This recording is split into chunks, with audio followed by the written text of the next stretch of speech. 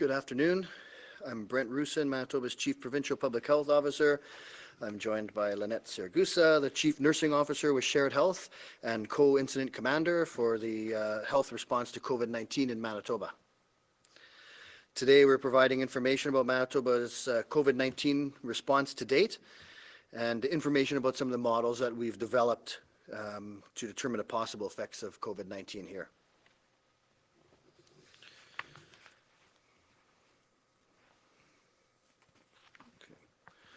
And so, do we have the slideshow up here? Good. Okay, so we can see the case numbers here. So as, this morning we've conducted 24,304 lab tests. There's been 273 positive cases, with 213 listed as recovered, with 54 active cases. At this time, there are 5 Manitobans in hospital with no one currently in intensive care. 6 Manitobans have died due to COVID-19, and again, extend our condolences to their family and friends.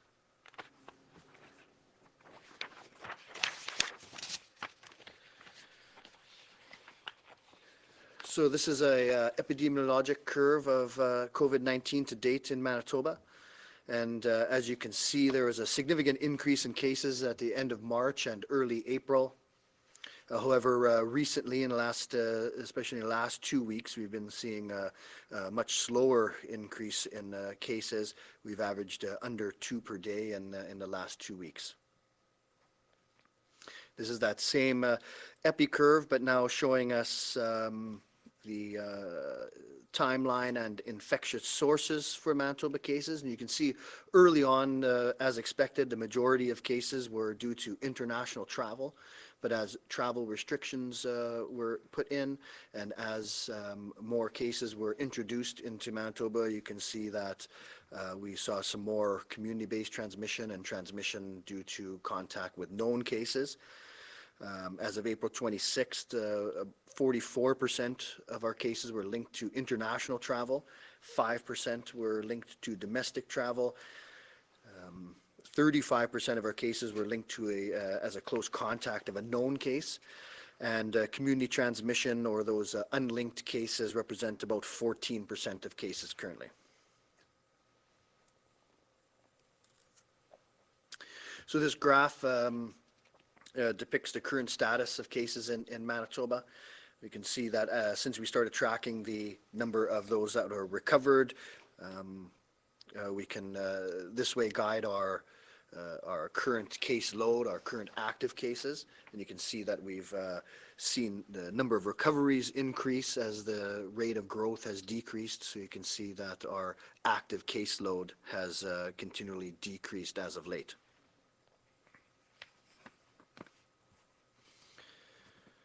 There's a number of health interventions that were taken as soon as possible to ensure our healthcare system had the capacity to address the epidemic. As soon as it became clear that person-to-person transmission was taking place, we made the novel coronavirus a reportable illness in Manitoba. We took steps along the way to strengthen our responses. These include suspending classes in Manitoba K-12, and closing licensed daycare centers. We declared a provincial state of emergency on March 20th.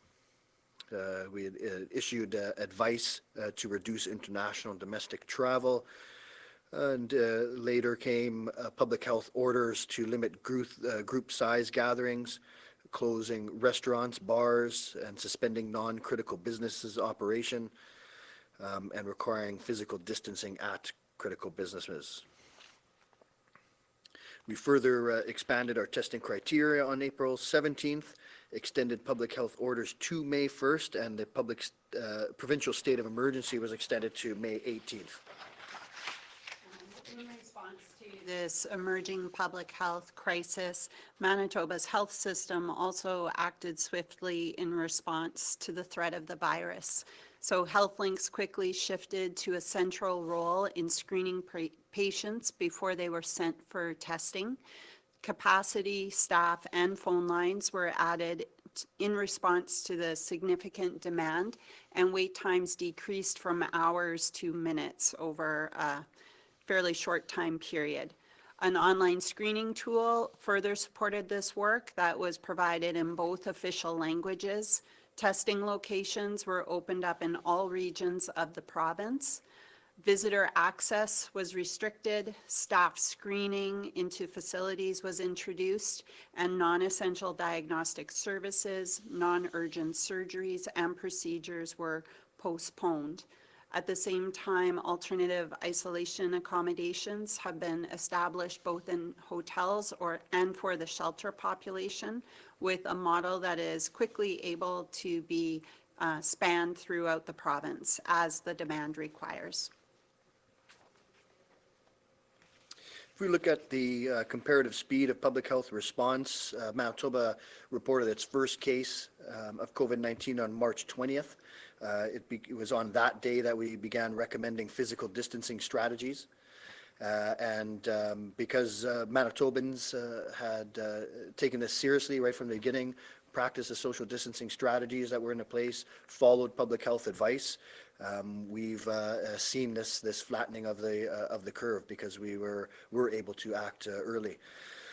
So again, thankful to Manitobans for their hard work, their sacrifices to keep our numbers relatively low, and it's put us in the position now to be able to look to start slowly loosening some of these restrictions. We've mentioned many times flattening of the curve, and this is a graph that really demonstrates that. You can see that with little or no public health interventions, we would get a very high peak of cases very rapidly, and that would overwhelm our health system capacity. And so that would lead to excessive morbidity and mortality. As we try to flatten the curve, all of these public health interventions that we mentioned are to decrease that peak, to spread that peak out over time, to maintain our health capacity, to be able to still serve Manitobans, to protect Manitobans, especially those that are vulnerable. In doing that, as we flatten the curve, we do extend it. You can see that the length of the pandemic is extended, but having these fewer cases but spread out over a long period of time, we're able to address the health needs and decrease the impact of the virus on Manitobans.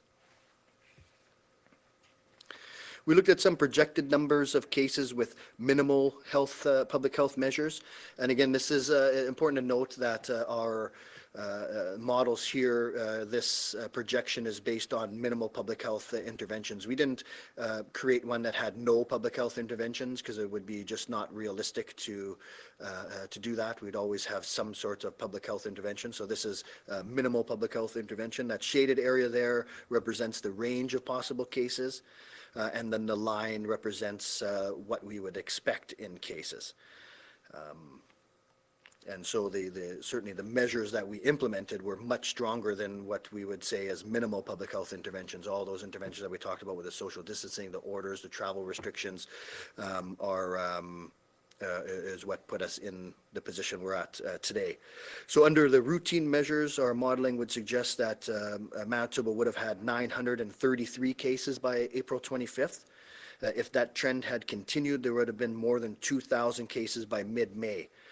So currently, well, at April 25th, we had 267 cases due to Manitobans' adherence to our recommendations. We compare Manitoba to other countries, and you can see that our trajectory took a much different turn than many other countries. We were able to avoid the long, sharp increase in cases, and you can see that our graph as of late has been relatively flat, and so we were able to keep our demands within our healthcare system capacity. We can look to other provinces as well, and you can see that comparison stays true in many of the other provinces. We've started on a very similar trajectory, but we've been able to keep a relatively flat curve over the last number of weeks. So Manitoba testing, certainly this was a critical component of our strategy, and it's going to be a critical component of our strategy going forward. And we've had quite a bit of success in implementing testing here in Manitoba. So this depicts how one accesses their testing through the locations that have been operationalized and staffed throughout the province. So each regional health authority supported the creation of these screening locations, health links, and our central contact tracing center. So these locations are staffed by more than 300 volunteers, including residents and former nurses, as well as our own employees. There are many locations that have now transferred over to a drive-through location. And 2 sites in Winnipeg have been established that serve not just testing, but assessment for patients who are COVID positive or have similar symptoms, respiratory symptoms, to have their healthcare concerns addressed. So in addition to the great work at those testing sites, we were able to increase our testing capacity over time due to the ingenuity and expertise of our folks at CADM Provincial Lab. And so they've really stepped up for Manitobans, and I've thanked them a number of times at our conferences, but can't thank them enough for their hard work and dedication to the health of Manitobans. So CADM Provincial Lab is able to perform right now roughly 1,000 tests per day. And as you've heard, with a partnership with Dynacare, we're going to ramp up an additional 2,000 tests per day before the end of summer. And so all of this capacity increase has allowed us to increase our testing criteria now that all symptomatic Manitobans with respiratory symptoms are able to get tested, and it's going to be a big part of our approach moving forward. Here's a test here comparing tests per 1 million of residents compared to other jurisdictions in Canada. And you can see that Manitoba is about mid-road in that metric. You can see that there's been some jurisdictions with less testing than us as well, but we're about mid-road. One of the most important metrics that we've been following is the test positivity rates. And you can see that Manitoba's rate overall has been about 1.15%. So very low test positivity rate, which really indicates that our testing numbers are adequate. We're not seeing that increase over time. And this is going to be an important metric that we're going to be measuring going forward as we move to loosen some of our public health restrictions.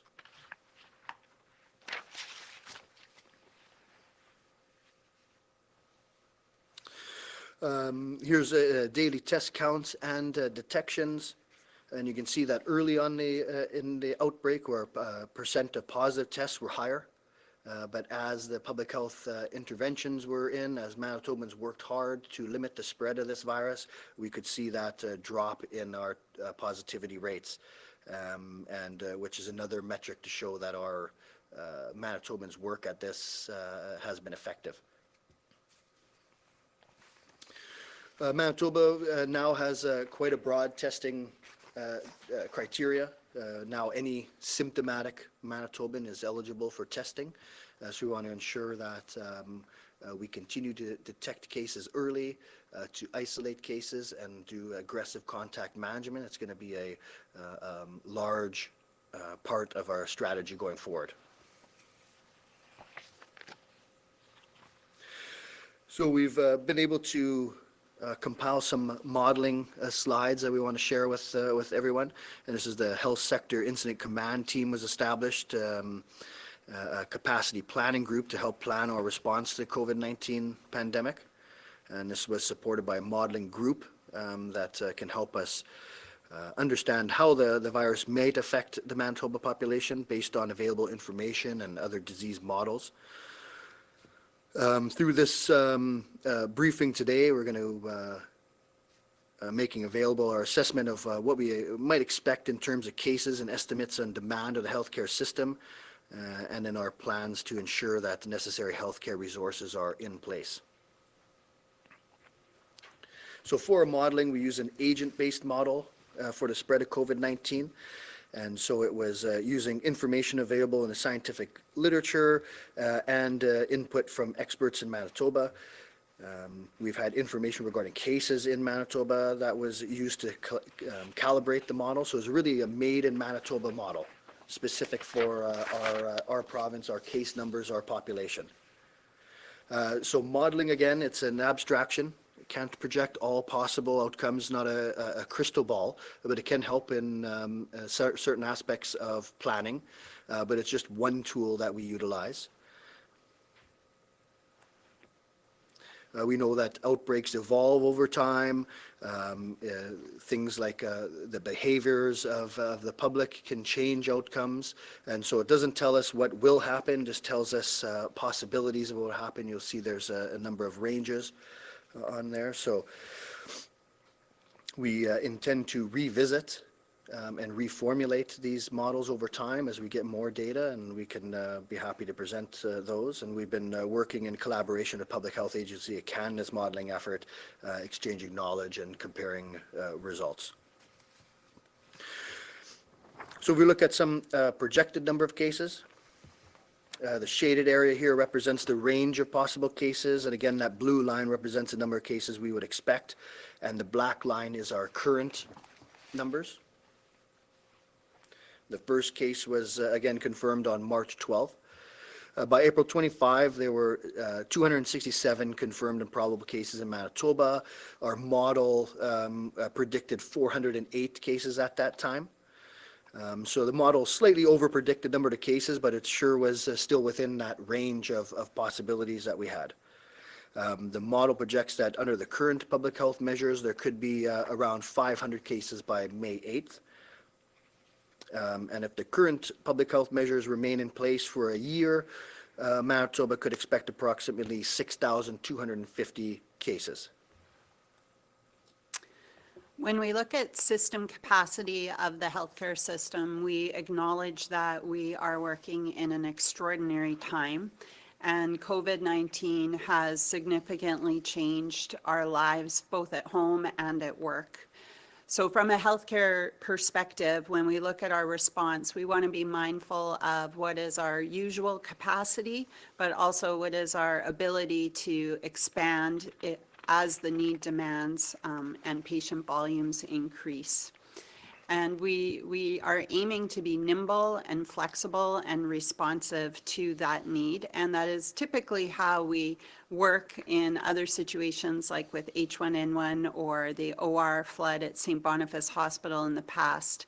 But we also have to recognize that it is a significant demand that COVID-19 could place on our system capacity.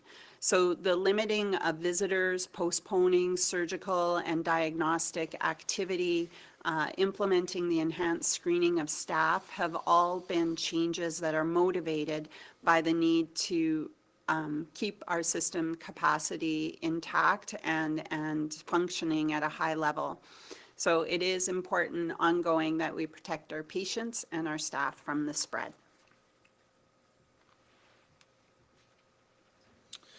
Next, we can look at hospitalizations, cumulative hospitalizations. Again, the shaded area represents that range of possible cases. The blue line is the number of cases that we expected that our model predicted, and the black line is our current data.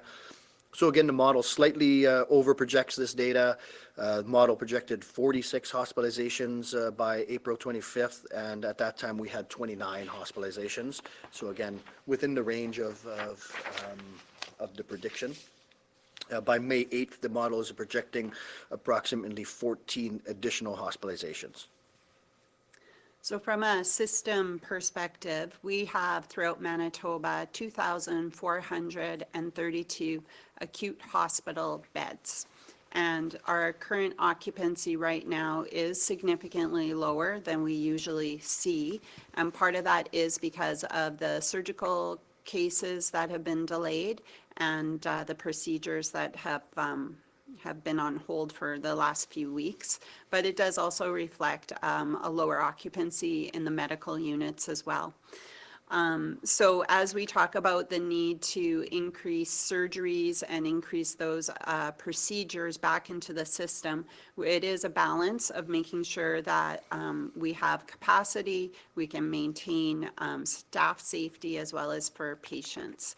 So we expect to do this carefully and thoughtfully, but appreciating that those peaks and valleys will affect our acute care beds. So at Health Sciences Center, St. Boniface and the Grace Hospital, there are dedicated COVID units that have been established and staffed. Outside of Winnipeg, planning has ensured that there are specific locations for COVID positive patients when they are identified. So our planning has also identified the ability to add an additional 300 medicine beds into the system if required. And this includes staffing and equipment the equipment may be that we already own, and it also includes what we have procured since starting this COVID planning early on in February, really. So here we're looking at projected cumulative ICU admissions. And so again, that shaded area is the range of possible cases. That blue line is the number of cases that were predicted, and the black line is our current data. So we can see that the model slightly under-projects the number of ICU admissions, and this is largely due to the small numbers that we're working with. By April 25th, there have been 13 stays in the ICU. And the model had predicted 6 stays. And so this is within the range, dealing with low numbers, so projections become difficult. But those are the rates of ICU admissions that we're experiencing here are quite similar to other jurisdictions in Canada. Across Manitoba, we have 86 critical care beds, and our volumes currently, just like the inpatient beds, are lower than they would normally be, so we have additional capacity.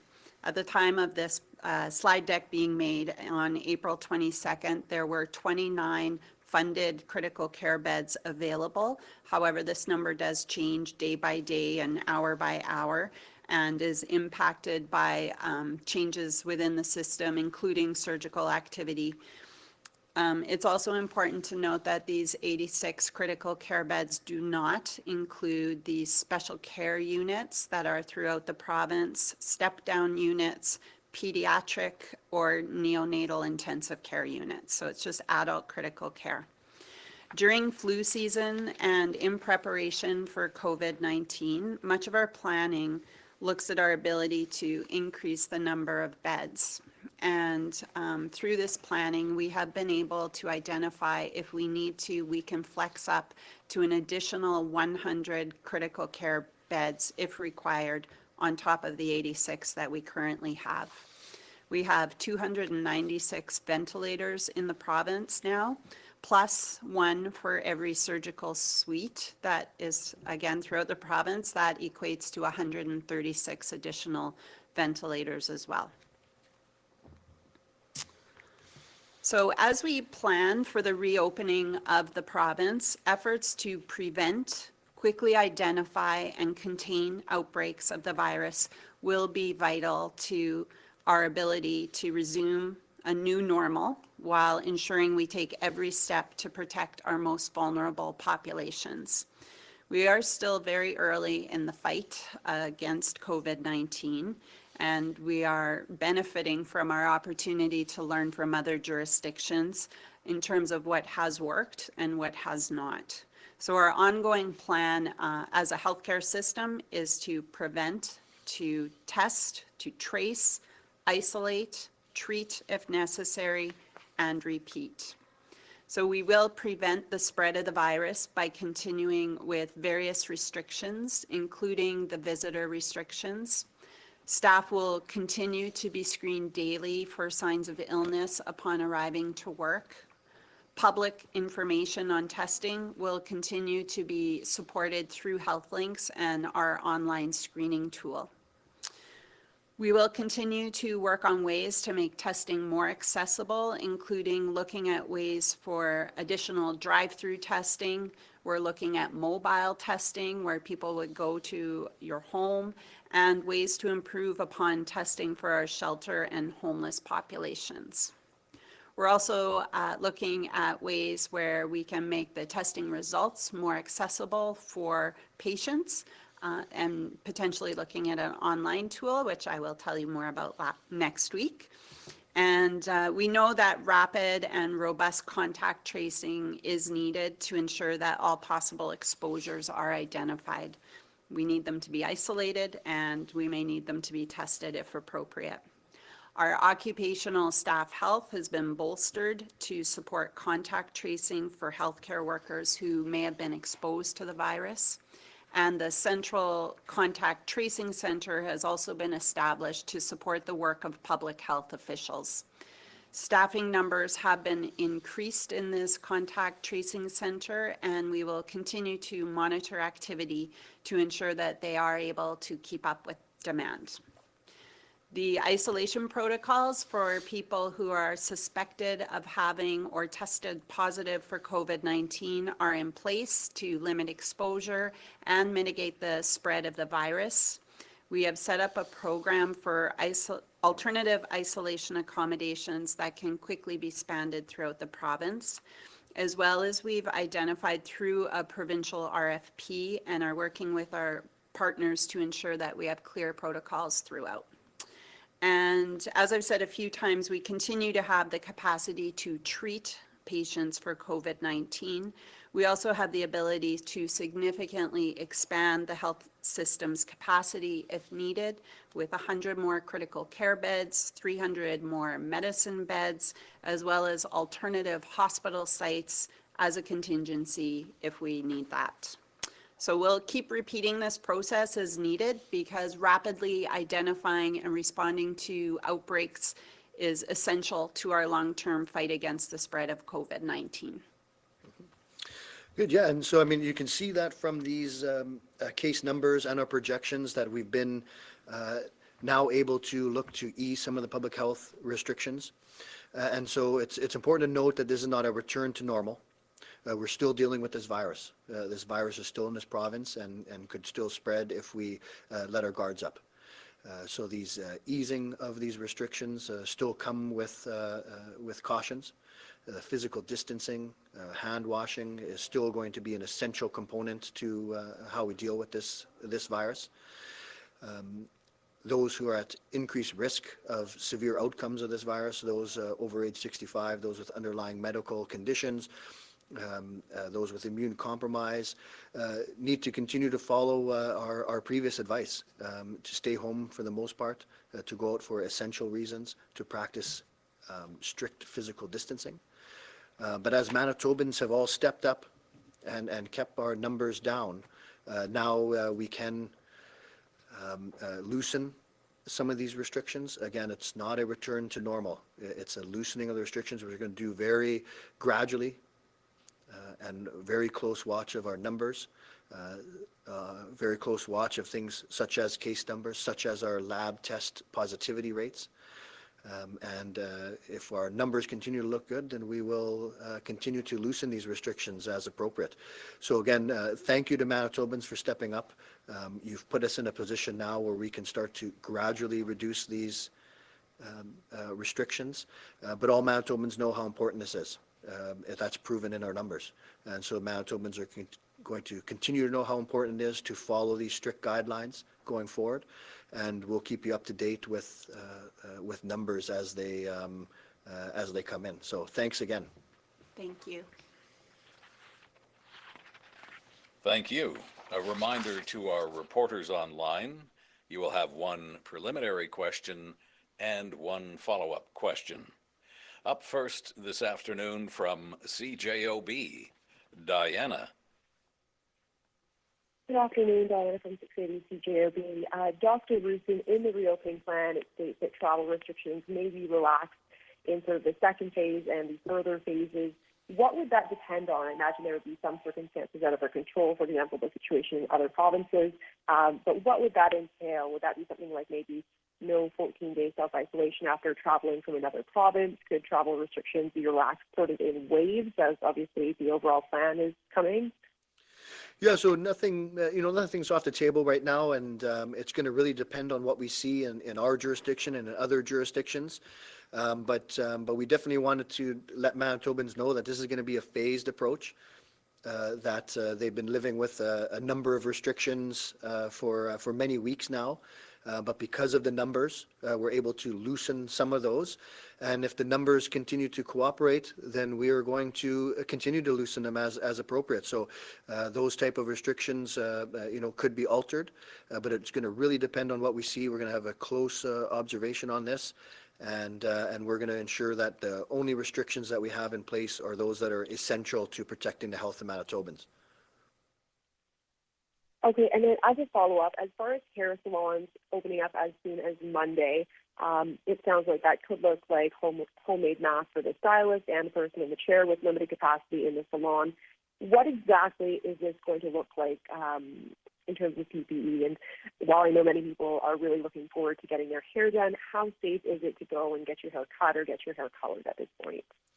Yeah, so this is we have the multi-step approaches to this to ensure that people can stay safe, right? So and it's always back to those basics. If you're ill, stay home. So if you're ill, you shouldn't be working, and if you're ill, you shouldn't be going to get your hair cut. So these are these fundamental things. So we're going to need to continue to rely on Manitobans to adhere to that.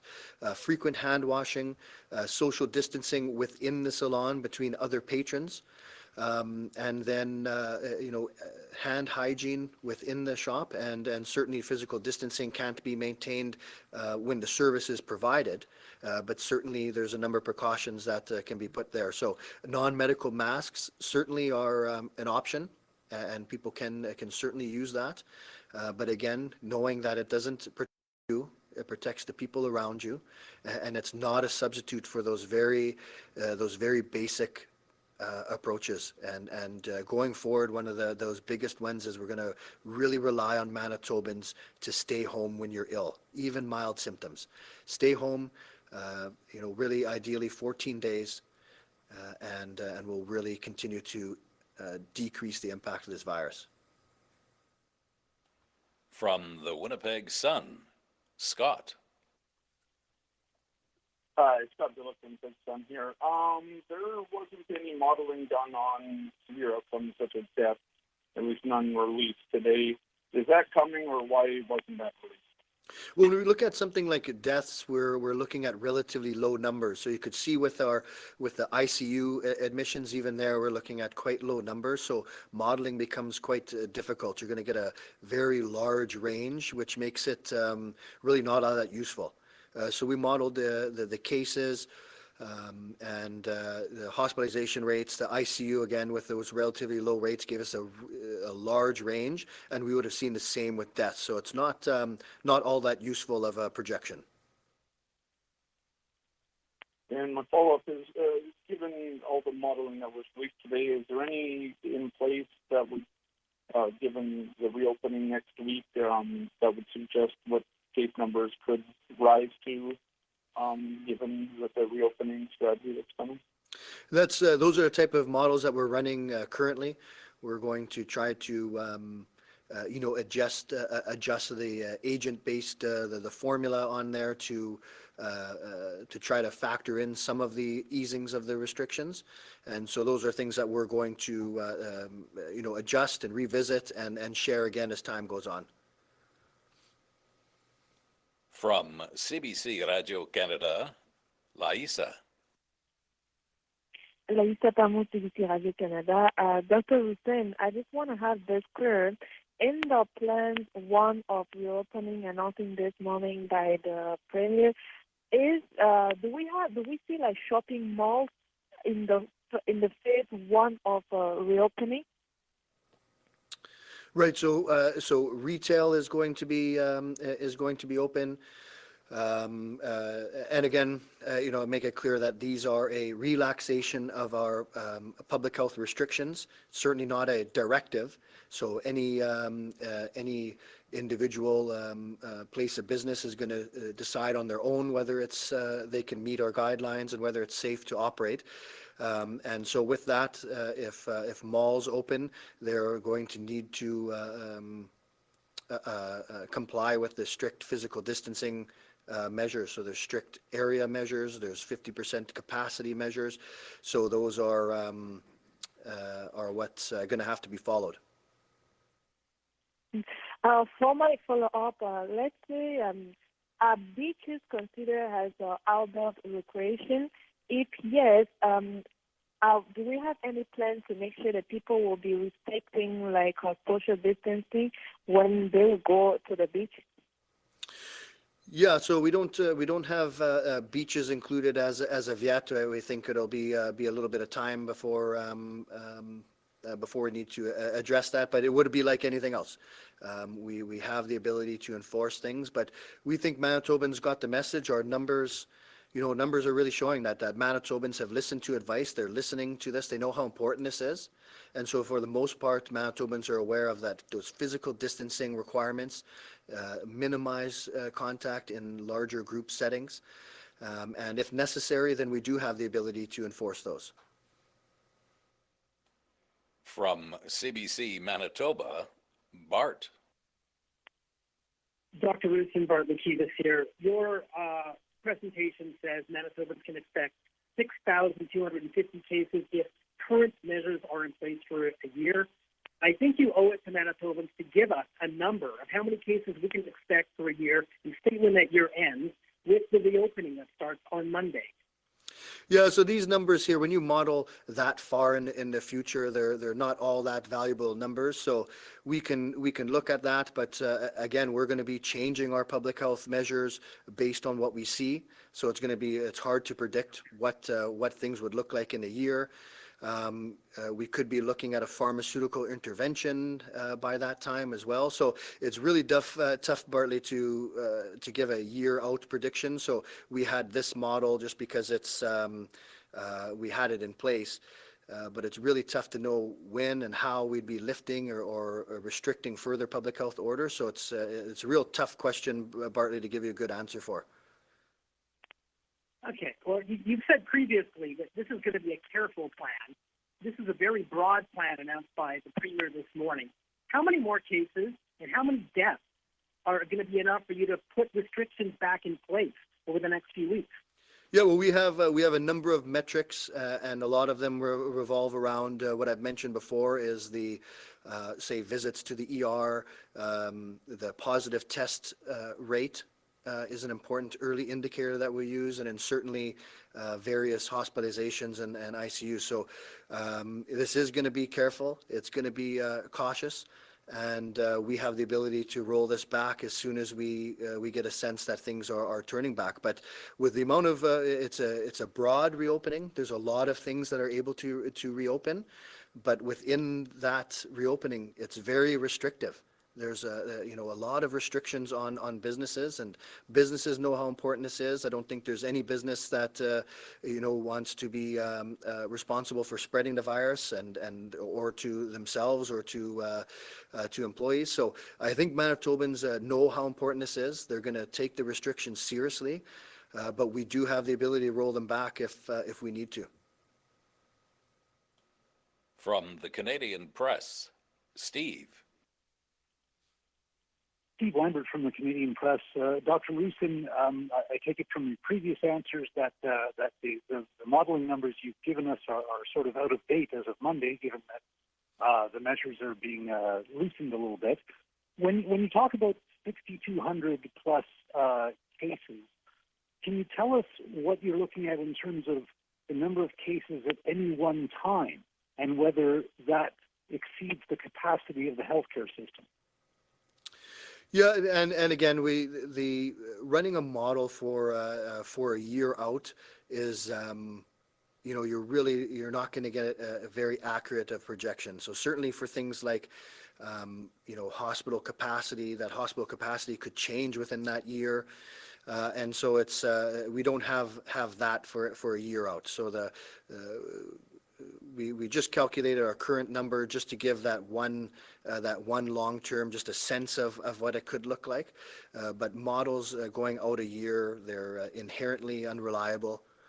And so no one could really give you an accurate answer to that question. Okay, I'll try this another way and rephrase it. If you're talking about 6,250 cases under the measures that are in place up until next Monday, what does that mean in terms of the drain on the healthcare system? I mean, a layperson will look at these numbers and say, well, we've got, a few hundred now, and all of a sudden we're looking at 6,000 plus cases. Does that not overwhelm the healthcare system? Well, I mean, it will depend on the on the speed at which those cases come, and so, like I say, we don't have a accurate model on that, but just those number of cases over a year, with given our current hospitalization rates and the current trajectory, then it's likely no. If we stayed at our current public health measures, we're looking at those cases coming on at the same rate, but over a year's time. So those type of figures would not be looking to overwhelm our capacity. From CTV Winnipeg, Michelle. Michelle Gerwin from CTV Winnipeg. Dr. Roussin, I'm wondering if you could give us a specific test positive rate that you would need to see to start bringing back the tighter restrictions. Yeah, well, there's a number of different measures, and so and it deals with things like the positive test rate. So if we start, certainly under 1.5%, we feel is a very low positive test rate. And in fact, over the last 5 days, ours has been about 0.2%. So if that rate starts climbing, certainly up into the 3, 4, 5%, then that's going to certainly be raising some flags for us. We're going to look at hospital beds and hospital capacity as well as ICU. And so we have a number of indicators that we're going to follow very carefully, and we're not going to lift any further measures until we're confident that this phase has not adversely affected our response. And if we are at all concerned, we have the ability to roll back all or a portion of these loosenings. Great, thank you. I'm also wondering, you talk a lot about protecting the vulnerable, so the people with immunocompromisation, those seniors. Why not put out restrictions or kind of do a phase roll-up by population, so tell those people to stay home? Yeah, well, certainly that's part of our plan that we're advising.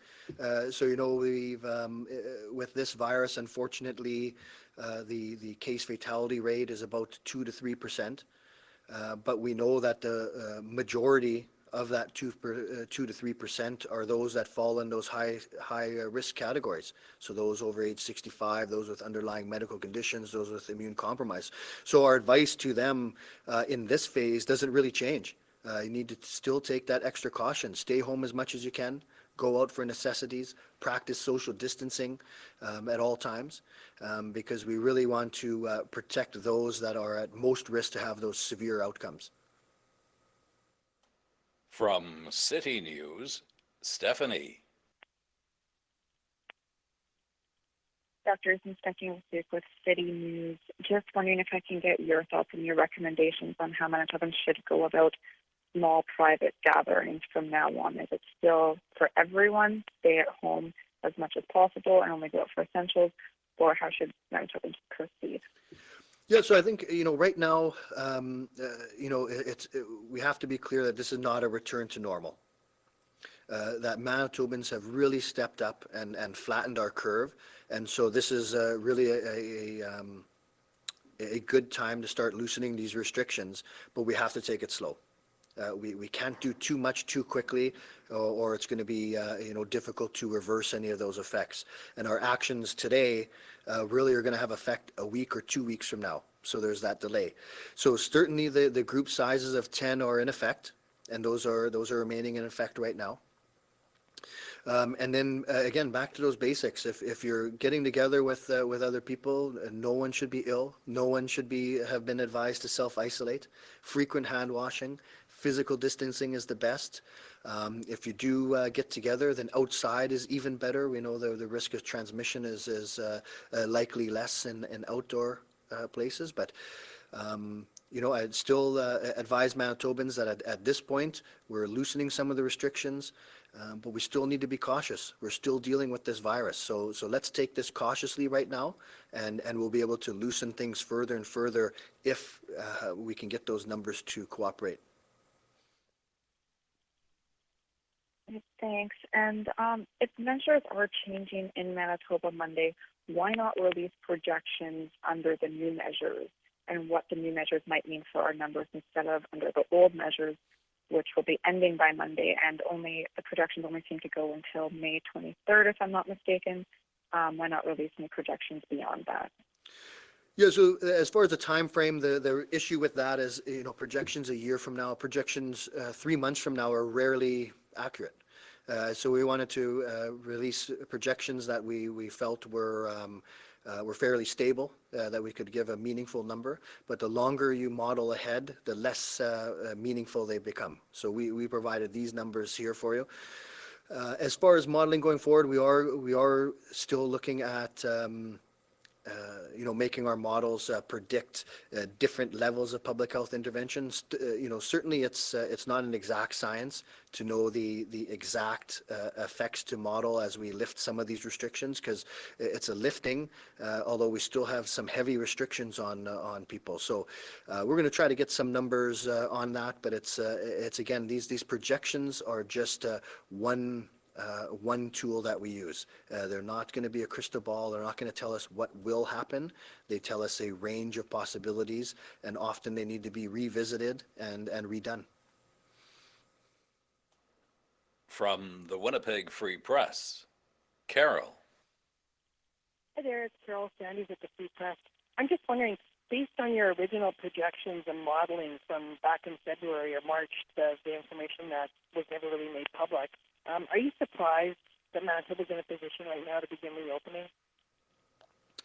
Well, I don't know if I would say surprised. I think that given our fortune with timing, we were able to implement a number of interventions early on, and Manitobans stepped up.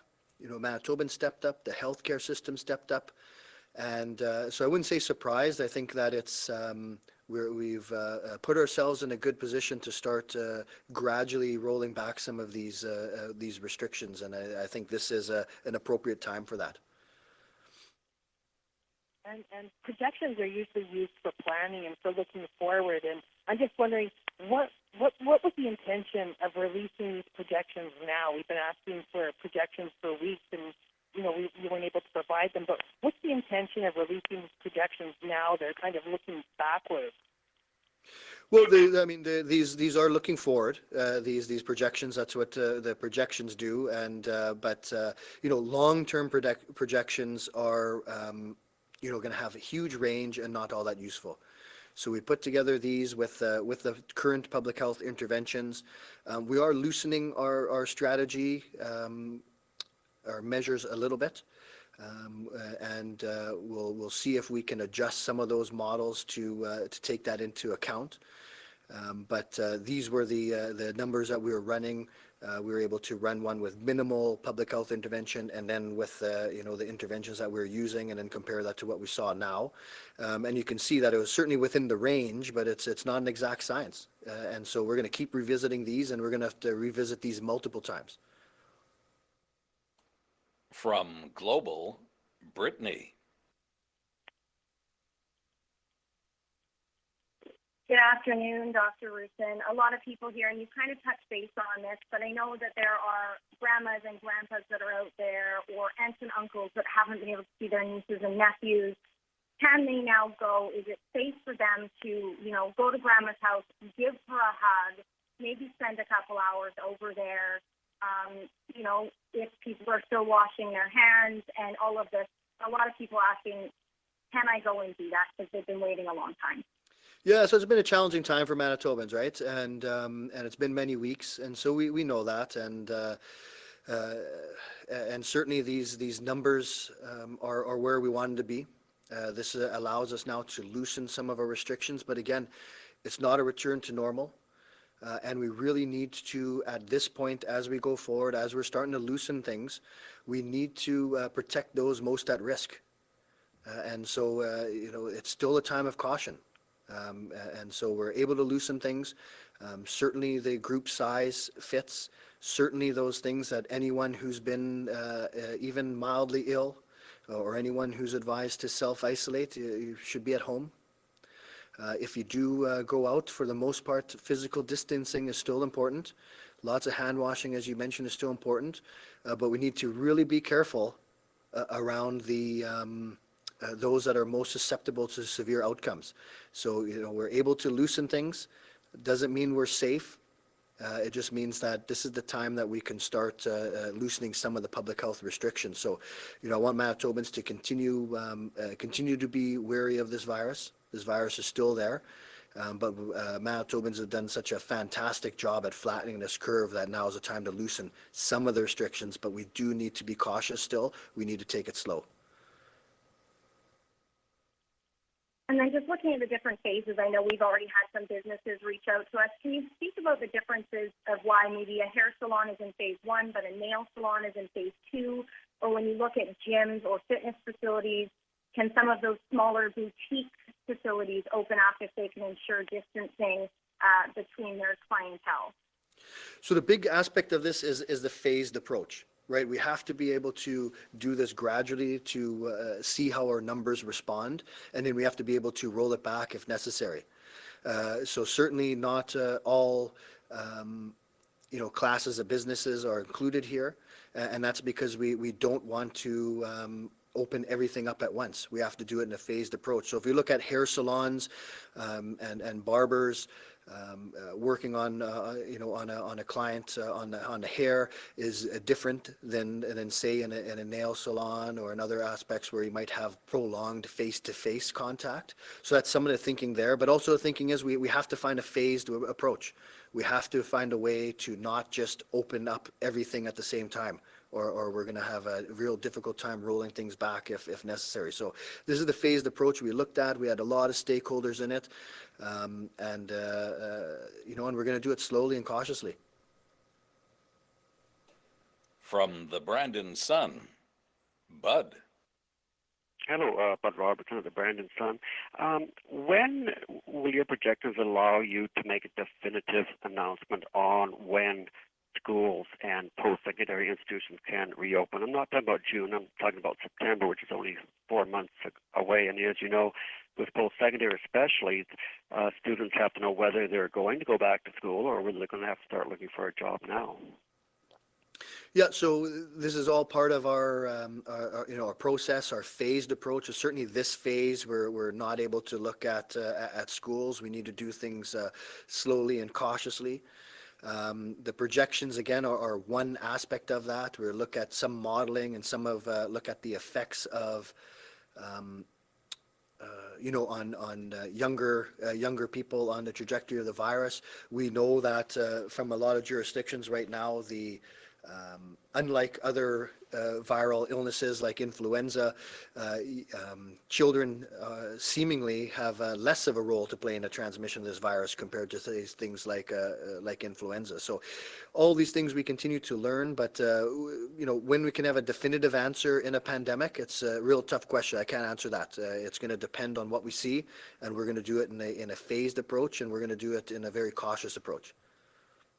Okay. And follow up, how do you envision enforcing some of these? There'll be a lot of places opening. Are you looking at public health officers making visits, random visits, or is it more going to be by complaints? What are your thoughts on that? Yeah, it's going to be both. So the public health inspectors have a lot of relationships out in the community. They can most of the things when we talk about enforcement, most enforcement they do is just education. Most of it is questions or follow-up, and people comply. So rarely do they need to write tickets or have any enforcement with that, and we expect that trend to stay. We've had a lot of engagement with the business community and their councils, and everyone knows how important this is. So it's not only about whether they can get a ticket or not. Everyone knows that they don't want to be responsible for spreading the virus. They want to protect themselves. They want to protect Manitobans. So certainly enforcement has to be an aspect of it, and it is. But by far, we know Manitobans have been taking this seriously. Our numbers prove it, and we expect Manitobans to continue that. From APTN, Brittany. Good afternoon, Brittany Hobson from ABTN National News. I just want to make one clarification. So for the travel restrictions, does that include the ones for north or above the 53rd parallel? Like that's still not allowed, and that could change come June 1st if that changes. Right, yeah. So that restriction will remain in place, and that one will remain in place until rescinded. And so that's part of our strategy, is that we're gradually opening things, but we need to do what we can to protect those at highest risk of severe outcomes, and that would include, an outbreak in a remote, isolated community. And so we're going to continue that restriction at this time. And my follow-up is, I guess, how do you monitor that? How do you ensure that's happening? I haven't in the past heard at least what the province is doing, aside from maybe just kind of abiding by that or people choosing to abide by that rule. But how do you ensure that people are not coming to and from?